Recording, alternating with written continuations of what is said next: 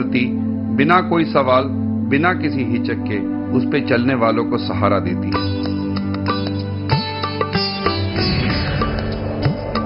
हवा जो हर उड़ने वाले को पंख देती है।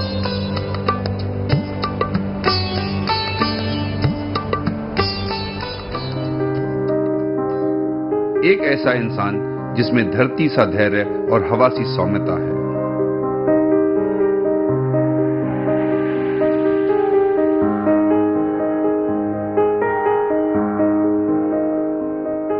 ऐसा व्यक्ति जिसकी आत्मा एक किसान की है और मन आधुनिक विचारक का।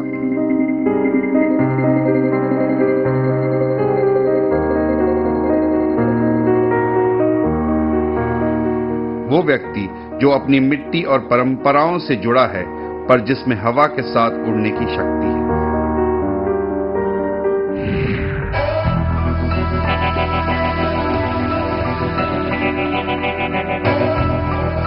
और जब अविश्वास, झूठे वादों का दौर चल रहा हो, तो ऐसा व्यक्ति ही सही रास्ता दिखा सकता है।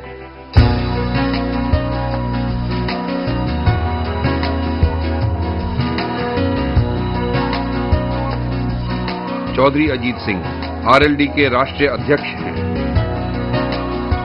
चौधरी साहब चौधरी चरण सिंह के सुपुत्र हैं। चौधरी चरण सिंह के आदर्शों पर चलते हुए अजीत सिंह जी राष्ट्रीय लोक दल का संचालन कर रहे हैं। चौधरी चरण सिंह जी ने हमेशा किसानों और मजदूरों के लिए संघर्ष किया, उनकी समस्याओं को अपनी आवाज दी और उनके हितों के लिए काम किया। अजीत सिंह जी भी अपने पिता की तरह देश भर के किसानों और मजदूरों की आवाज हैं। मैं मत से एक किसान हूं और हर किसान ये अच्छी तरह जानता है कि वो जैसा बोएगा वैसा ही काटेगा। किसान की बुद्धिमत्ता उसे प्रेरित करती है कि आधुनिकता को अपनाए, किस तरह से वो आगे बढ़े, लेकिन इसके लिए उसे संसाधनों की आवश्यकता है, सही नीतियों की आवश्यकता है, ऐसे सहारे की आवश्यकता है जो दिल से उसकी समस्याओं को समझ सके। मैं हर एक किसान और मजदूर को ये विश्वास दिलाना चाहूँगा कि उसको आगे बढ़ाने के लिए, उसकी समस्याओं को हल करने के लिए मैं मन, वचन और कर्म से उसके प्रति समर्पित रहूँगा और जो भी संघर्ष करने की जरूरत पड़ेगा उसके लिए हमेशा तैयार रहूँगा।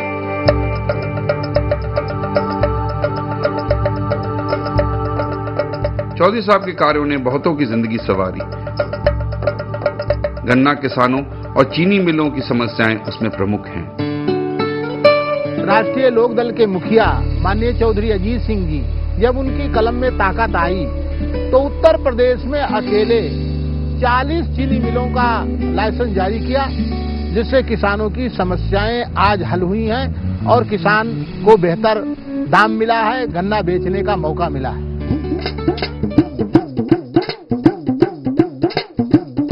चीनी मिलों की दूरी कम हुई है, गन्ना किसानों को राहत भी मिली है, लेकिन उनकी अभी भी समस्याएं हैं, शिकायतें हैं।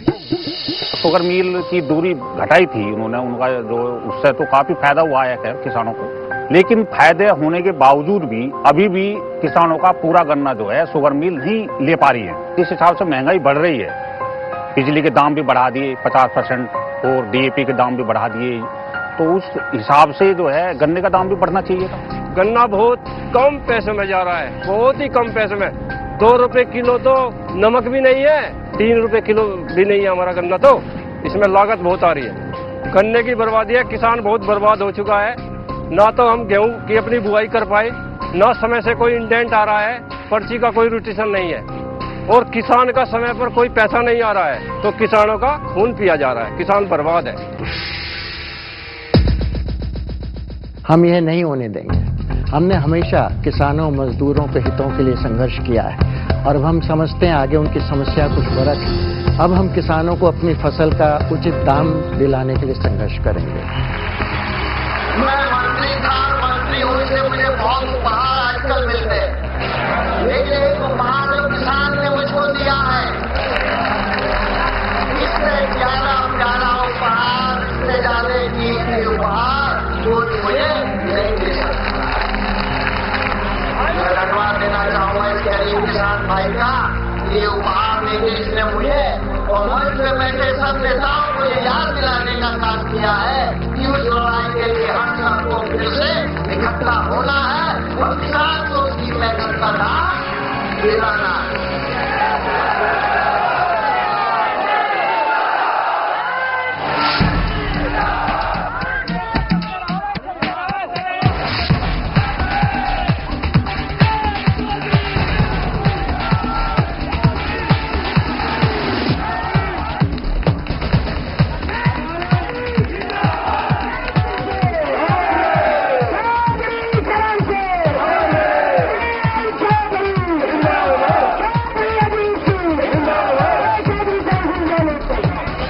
इस देश को आज हम अपनी मेहनत से आगे बढ़ाने का काम करते हैं, लेकिन आज हमारा वक्त बहुत आशा के साथ उन्हें लगाता है कि ये लोग जिनके हाथ में आज सकता है ये हमारी सुनेंगे।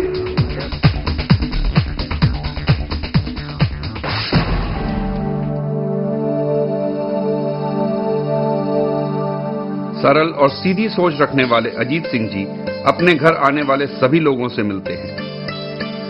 उनके घर के दरवाजे अपने लोगों के लिए हमेशा खुले हैं।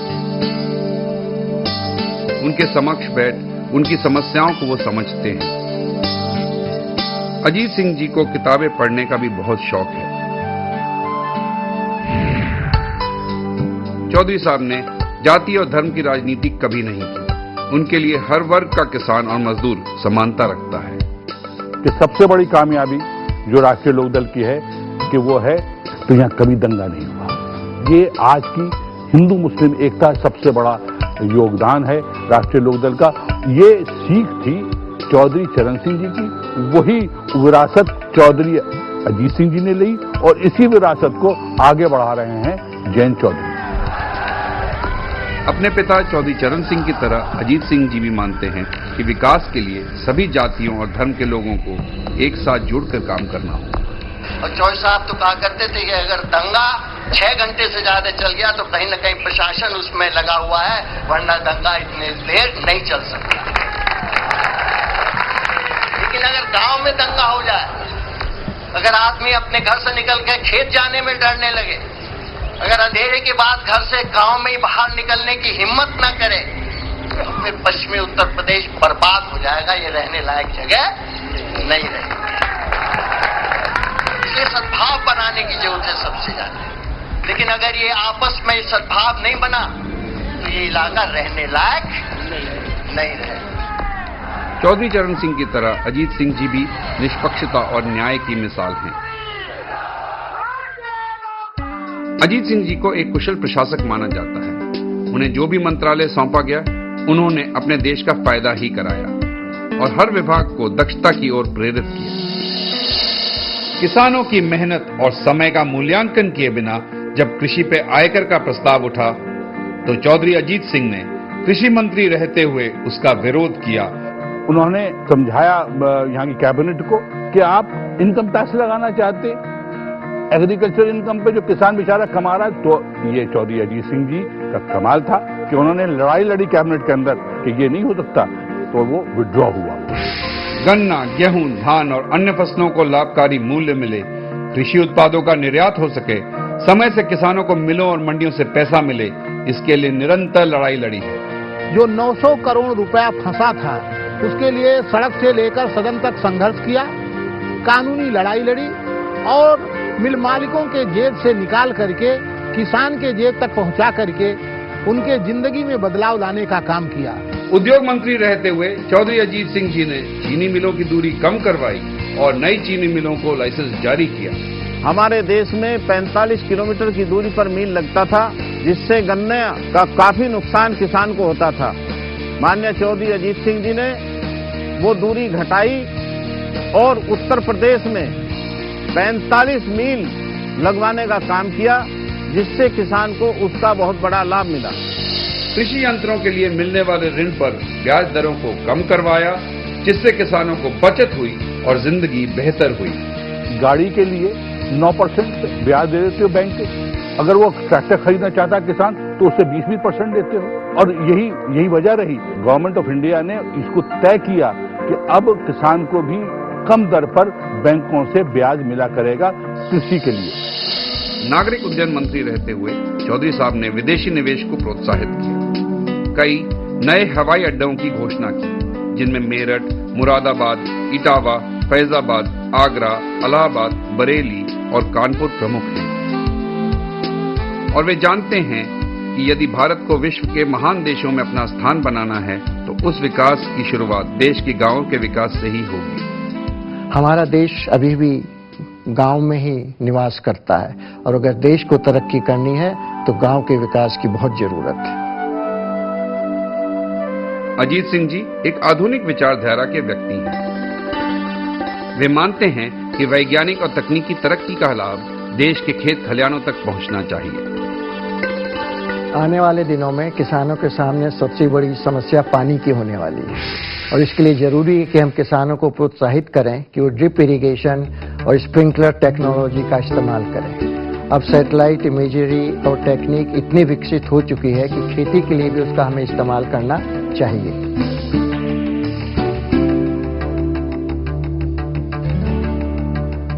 चौधरी अजीत सिंह की व्यवहारिक सोच है जो उनके हरित प्रदेश की मांग को उत्साहित करती है। ये सोच भी जनहित और विकास से ही प्रेरित है। हमारे चौधरी अजीत सिंह जी का 20 साल से एक बहुत बड़ा सपना है कि उत्तर प्रदेश इतना बड़ा है, पूरे हमारे जितना देश है उसका 6वां हिस्सा पूरा उत्तर प्रदेश की आबादी आती है। 4 पार्ट करने की हमारी मांग हरित प्रदेश की बहुत पहले चली थी। कारण कि आप देखिएगा जितना छोटा प्रदेश होगा उतना विकास होगा, डेवलपमेंट होगा। कि जब तक पश्चिमी उत्तर प्रदेश नहीं बनेगा तब तक उत्तर प्रदेश की कानून व्यवस्था, आर्थिक स्थिति, राजनीतिक स्थिति कभी सुधार नहीं हो सकती है।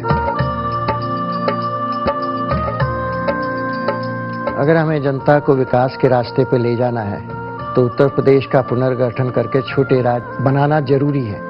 छोटे राज्यों में शासक और शासित में दूरी कम होती है और सरकार जनता की आवश्यकता के अनुसार नीतियां बना सकती है। I personally believe in it and I'm totally committed to it.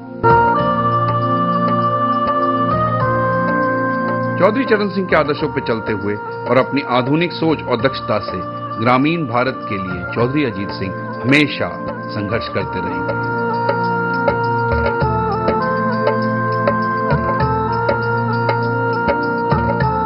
राष्ट्रीय लोकदल चौधरी चरण सिंह की सोच को आगे बढ़ाते हुए